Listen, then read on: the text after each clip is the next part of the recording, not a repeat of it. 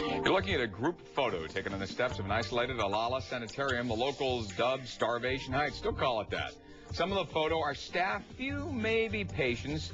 And this was the place where two wealthy British heiresses came for a fasting treatment. When they checked in, both weighed around 115, 120. They were held virtual captives and wasted away to around 40 pounds. Had to sign away their fortunes to the good doctor who was in charge. Scary stuff. Amanda in the audience with a question. Go ahead. I'm wondering if there were children there, and if so, if the ghost that was seen of the small boy could be part of that. Yeah, she did treat children. In fact, I don't know of any kids dying under her care, but I do know of at least one pregnant woman that was in her 8th month of pregnancy and did die under Dr. Hazard's care. So she took everybody and anybody, and, I did talk at one time from a woman who was a teenager that recalled her parents dumping her off at Starvation Heights so she could lose a few pounds, and she wanted to get the heck out of there. Was there a little boy? Is there a story about a little boy there? There are stories about children, but I don't know any specifically. I could never find the specific name. It's interesting. We have a group photo of the children. Mm-hmm. We also have, now this is really interesting, there's the group photo of the children. Note the kids there. Without seeing this, we had the psychic who was part of our team that went to the house do a sketch of what she saw. And again, we have a little boy looking about the same. If you go back, very, very similar. And a little girl, is there a little girl, Lori, that you've run across? What's the situation with that? Well, I don't really know what the situation is. I just feel like she's there sometimes. What do you mean? You hear her? Or you... Just a sense. Can you describe her at all? I think she's small, like 5 years old. And I think she's quiet with dark hair and big eyes. Again, look at that photo. I don't know if you can see that. There's a girl there with the dark eyes and the dark hair like you were talking about. Not the same one, you don't think? Different. Interesting. How many victims, Greg, and all? How many people? At least 40. But the thing about Starvation Heights and about Olalla, it was so remote back then, it even is today, that people would come there, seek this treatment, and they didn't often tell people they were going. So we have no idea how many came and never really left. We're just chatting. There's actually a locally famous person.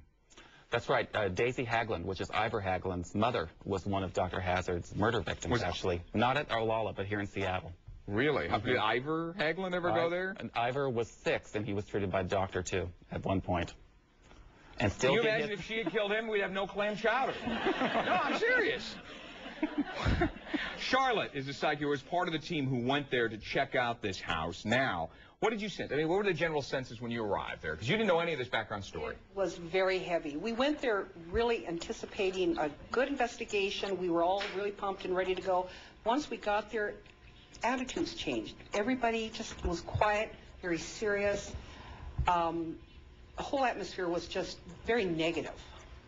Shane, did you find something, because you guys are ripping up, you're going to be replacing it, did you find something in the basement odd? There's a room down there that we came across that had very thick walls, and it was about the size that you could fit a single bed into.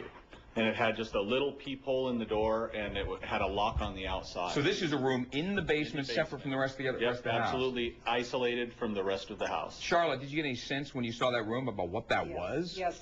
The group that I was with when we were going to the basement, in the window upstairs, I felt the presence of an elderly couple. And once we got into the basement, I felt them there, and I felt they were buried there. I felt there were others maybe buried there also. So you got the sense there were actually people buried in the house itself? Yeah, in the basement. Did you hear any of the noise, of the screaming or anything like that, or none of that? Greg, we left the story of the two women, the British heiresses who were there. Claire manages to get a word out. What happens? Does somebody respond to this? Yeah, she eventually does get the vice consulate involved. She gets her governess to come from Australia to get her out of there. But for her, it is too late. Claire dies at Starvation Heights, and it's her sister Dora that's the one that is finally rescued. Does Dora get to see her? What was the last remembrance that Dora had of her sister alive? I mean, it's terrible. I mean, Dr. Hazard and the nurses says your sister wants to say something to you, and it's not going to be long. She's going to die, but she has some final words for you. So when they got into their little attic room to hear this message from Claire, Dr. Hazard starts talking really loud, like, this poor woman who weighed like 38 pounds is trying to whisper something into her sister's ear, and Dr. Hazard is cutting her off, not letting her say whatever it is that she was going to say, which I think was, get out of here. What happened to all the belongings of Claire? I thought this was odd in your book. Yeah, well, you know, everything that Claire had, Dr. Hazard just appropriated. Her clothing, she started wearing her clothes. She had her portfolio. She even pulled the gold teeth out of Claire's mouth and sold that gold to get some money. I mean, she would stop at nothing. All right, so Nurse Margaret comes to the rescue. She arrives in town. And what does she see when she first gets there? Well, when she gets there, she's told, you know, Dora wants to stay here for the rest of her life. She wants to, you know, endow this sanitarium with all of her money, and she's a complete imbecile is the word they kept using. She said, I love that word. So they think Dora's lost her mind, right? Yeah. Dora's crazy, but she wants to stay in Olala, so let's let her stay. And, you know, the nurse says, forget it. We're going to get out of here. But she's very much under Dr. Hazard's sway, too. I mean, she's a tough nut to crack, and when Dr. Hazard said something, you did it. So it took a while for her to get her out of there. All right. In a moment, skeletons, literally, Dr. Hazard's closet when we come back.